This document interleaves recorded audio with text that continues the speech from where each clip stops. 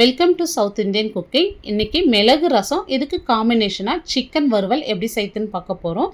இந்த ரெண்டு காம்பினேஷனுமே ரொம்ப சூப்பராக இருக்கும். இப்போ இந்த சிக்கனில் வந்து நம்ம தக்காளி எதுவுமே சேர்க்கலை, டேஸ்ட் வந்து வேறு லெவலில் இருக்கும். கண்டிப்பாக இந்த சிக்கனை நீங்கள் ட்ரை பண்ணி பாருங்கள்.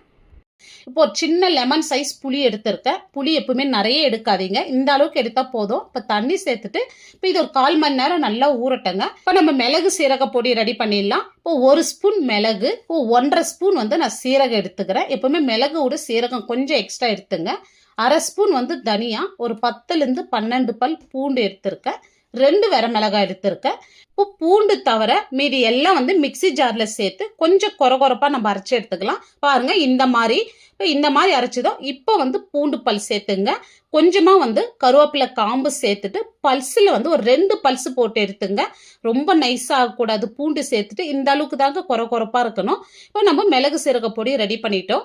இப்போ புளி நம்ம நல்லா ஊறி இருக்கு. இப்போ நம்ம புளி கரைச்சி எடுத்து இந்த மாதிரி வடி போட்டுங்க. இப்போ புளி தண்ணி ஒரு சைடு இருக்கட்டும். இப்போ நான் 3 தக்காளி எடுத்திருக்கேன். நாட்டு தக்காளியே எடுத்துங்க ரசத்துக்கெல்லாம், அப்போதான் ரசம் ரொம்பவே சூப்பராக இருக்கும். இப்போ தக்காளி எடுக்க சொல்ல நல்லா பழுத்த பழமாக எடுத்துங்க. இந்த மாதிரி தக்காளி சென்டர் பகுதி கட் பண்ணுங்க. இப்போ இந்த மாதிரி மெலிசா கட் பண்ண சொல்ல நம்ம ஈஸியாக கரைச்சிடலாங்க.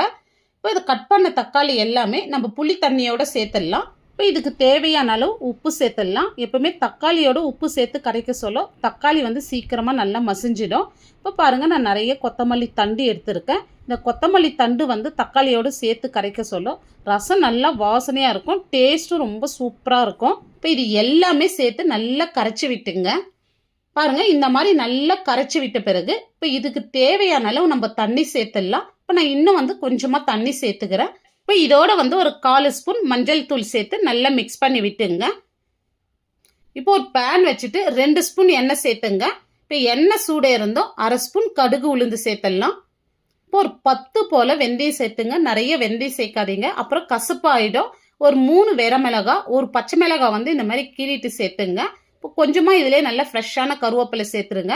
இப்போ மிளகாய் கலர் லைட்டாக மாறி வரட்டும். இப்போ ஃப்ளேம் சிம் பண்ணிவிட்டு இப்போ நம்ம மிளகு சீரக பொடி சேர்த்துடலாம். இப்போ இது கூடவே 1/4 ஸ்பூன் பெருங்காயம் சேர்த்துட்டு நல்லா வதக்கி விட்டுங்க. இது ரொம்ப நேரம் வதங்கினாலும் ரசம் டேஸ்ட் கம்ப்ளீட்டாக மாறிடும். இது கருகக்கூடாது, சிம்மிலே வச்சு நல்லா வதக்கி விட்டுங்க. இப்போ மிளகு சீரகம் பொடி சேர்த்துட்டு பூண்டு கலர் பாருங்கள் லைட்டாக மாறுந்தோம். இப்போ நம்ம மிக்ஸ் பண்ணி வச்ச புளி கரைசல் இதோடு சேர்த்துடலாம். இப்போ இது கூடவே கொஞ்சமாக நம்ம தண்ணி சேர்த்துக்கலாம். இப்போ புளிப்பு உப்பு கரெக்டாக இருக்கான்னு செக் பண்ணிங்க.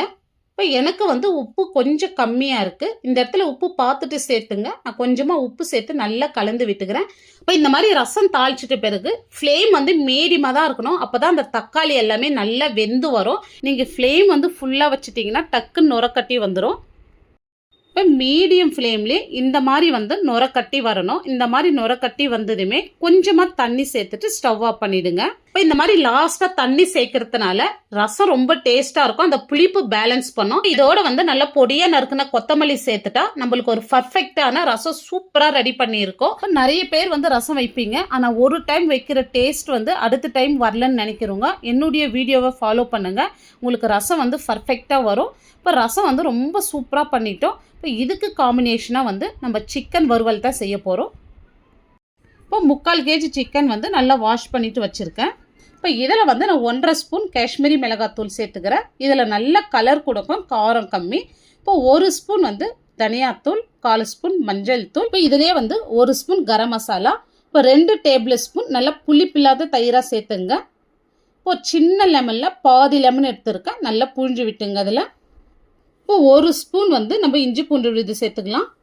இப்போ இந்த சிக்கனுக்கு தேவையான அளவு உப்பு சேர்த்துடலாம். இப்போ உப்பு சேர்த்துட்டு எல்லாமே நல்லா கலந்து விட்டுங்க. இப்போ இந்த மாதிரி நல்லா கலந்து விட்ட பிறகு இது ஒரு 20லேருந்து 30 நிமிஷம் நல்லா ஊறட்டும். இந்த மாதிரி சிக்கன் ஊறி செய்ய சொல்ல நல்லா உப்பு காரம் எல்லாமே நல்லா பிடிச்சி நல்லா டேஸ்ட்டாக இருக்குங்க சாப்பிட்றதுக்கு. இப்போ நம்ம மசாலா வறுத்து அரைச்சிடலாம். இப்போ இந்த டேபிள் ஸ்பூனில் 2 டேபிள் ஸ்பூன் தனியா, 5 ரெட் சில்லி, 1 ஏலக்காய், ஒரு 4 கிராம்பு, 2 துண்டு பட்டை எடுத்திருக்கேன். இப்போ இது கூடவே 1 ஸ்பூன் மிளகு, 1 ஸ்பூன் சீரகம், 1/2 ஸ்பூன் சோம்பு சேர்த்துடலாம். இப்போ இது மீடியம் ஃப்ளேம்லேயே நல்லா வாசம் வர வரைக்கும் வறுத்து எடுத்துக்கலாம். இப்போ இந்த அளவுக்கு நல்லா வறுபட்டுதோ இப்போ இது வேற ஒரு பிளேட்டில் மாற்றிட்டு இது நல்லா ஆறின பிறகு வந்து ஒரு மிக்சி ஜாரில் சேர்த்து இதை வந்து நைஸாக பொடி பண்ணி எடுத்துக்கலாம். இப்போ ஒரு பேன் வச்சுட்டு 1 டேபிள் ஸ்பூன் ஆயில் சேர்த்துக்கிறேன். இப்போ ஆயில் வந்து நல்லா சூடாகட்டும். இப்போ சிக்கன் வந்து அரை மணி நேரமாக நல்லா ஊறின்னு இருக்குது. இதை வந்து நம்ம 2 பேட்சாக பொரிச்சு எடுத்துக்க போகிறோம். இப்போ ஃபஸ்ட்டு வந்து இந்த அளவுக்கு மட்டும் சேர்த்தா போதும், நிறைய சேர்த்துறாதீங்க. இப்போ சிக்கன் சேர்த்துட்டு ஒரு 3லேருந்து 4 நிமிஷத்துக்கு வந்து ஒரு சைடு நல்லா வேகட்டும், மீடியம் ஃப்ளேம்லேயே நல்லா வேகட்டும். இப்போ இந்த அளவுக்கு நல்லா வெந்து வந்ததோ இது நம்ம திருப்பி விட்டுக்கலாம்.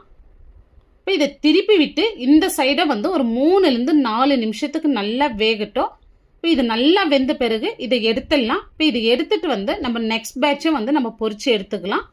ஒரு மண்சட்டி வச்சு 1 டேபிள் ஸ்பூன் ஆயில் சேர்த்துக்கிறேன். நீங்கள் இதுக்கு பதில் வந்து அடி கனமான பாத்திரம் வச்சுக்கலாம். இப்போ எண்ணெய் சூடே இருந்தால் 1/2 ஸ்பூன் சோம்பு சேர்த்துருங்க. இப்போ இது கூடவே ஒரு 50 கிராம் சின்ன வெங்காயம் எடுத்து 2ஆக கட் பண்ணிட்டு சேர்த்துருக்கேன். ஒரு கொத்து கருவேப்பிலை சேர்த்துருங்க. இந்த டிஷ்ஷுக்கு வந்து சின்ன வெங்காயம் சேர்த்து செய்ய சொல்ல ரொம்பவே சூப்பராக இருக்கும். உங்களுக்கு சின்ன வெங்காயம் கிடைக்காத பட்சத்தில் பெரிய வெங்காயம் சேர்த்துங்க. இப்போ வெங்காயம் வந்து ரொம்ப கோல்டன் ப்ரௌனாக வதங்கணுன்ற அவசியம் இல்லை. இப்போ ஓரளவுக்கு வதங்கினா போதும், இந்த அளவுக்கு வதங்கி வந்தால் போதும். இதில் வந்து ஒரு 1/2 ஸ்பூன் இஞ்சி பூண்டு விழுது சேர்த்துருங்க. இப்போ இதோட வந்து பொடியாக நறுக்குன்னு கொத்தமல்லி கொஞ்சமாக சேர்த்துக்கலாம். இப்போ கொத்தமல்லி சேர்த்துட்டு நல்லா வதக்கி விடுங்க. இப்போ இந்த அளவுக்கு வந்து நல்லா வதங்கி வந்ததும் நம்ம வறுத்து அரைச்ச மசாலாவை வந்து இதோட சேர்த்துடலாம். இப்போ இந்த மசாலா சேர்த்துட்டு இந்த ஆயிலே வந்து நல்லா கலந்து விடுங்க. மீடியம் ஃப்ளேம்லேயே இருக்கட்டும். இப்போ இந்த மாதிரி நல்லா கலந்து விட்ட பிறகு இதில் ஒரு 100 ml தண்ணி மட்டும் சேர்த்துங்க, நிறைய சேர்த்துறாதீங்க. இப்போ பாருங்கள், நான் இந்த அளவுக்கு தான் சேர்த்துருக்கேன். இப்போ தண்ணி சேர்த்துட்டு லைட்டாக ஒரு கொதி வரட்டும். இப்போ நம்ம மசாலா வந்து ஏற்கனவே நம்ம வறுத்து அரைச்சி தான் சேர்த்துருக்கோம். இப்போ இதோட வந்து நம்ம வறுத்து வச்ச சிக்கன் வந்து இதோட சேர்த்துடலாம். இப்போ நம்ம வறுத்த சிக்கனை சேர்த்துட்டு இந்த மசாலாவில் வந்து நல்லா கலந்து விடுங்க. இப்போ ஃப்ளேம் வந்து மீடியமாகவே இருக்கட்டும். இப்போ ஃபஸ்ட்டே வந்து சிக்கனுக்கு தேவையான அளவு உப்பு சேர்த்துருந்தோம். இப்போ இந்த இடத்துல வந்து நம்ம மசாலா சேர்த்ததுனால எனக்கு கொஞ்சம் கம்மியாக இருக்குது. நான் கொஞ்சமாக வந்து உப்பு சேர்த்துக்கிறேன். நீங்கள் செக் பண்ணிவிட்டு இந்த இடத்துல உப்பு சேர்த்துங்க. இப்போ நம்ம தண்ணி எதுவுமே சேர்க்கல, எனக்கு பாருங்கள் ஒட்டாத வருது. இப்போ உங்கள் பாத்திரம் வந்து லைட்டாக வந்து அடிப்பிடிக்கிற மாதிரி இருந்துச்சுன்னா கொஞ்சமாக வந்து தண்ணி தெளித்து விட்டு இந்த மாதிரி நல்லா கலந்து விட்டுங்க. இப்போ ஒரு மீடியம் ஃப்ளேம்லேயே 3லேருந்து 4 நிமிஷத்துக்கு வந்து மூடி போட்டு விடுங்க. இப்போ பாருங்கள், சிக்கன் இன்னுமே நல்லா ட்ரை ஆகி வந்திருக்கு. சென்டரில் வந்து நான் 2 டைம் நல்லா கலந்து கொடுத்தேன்.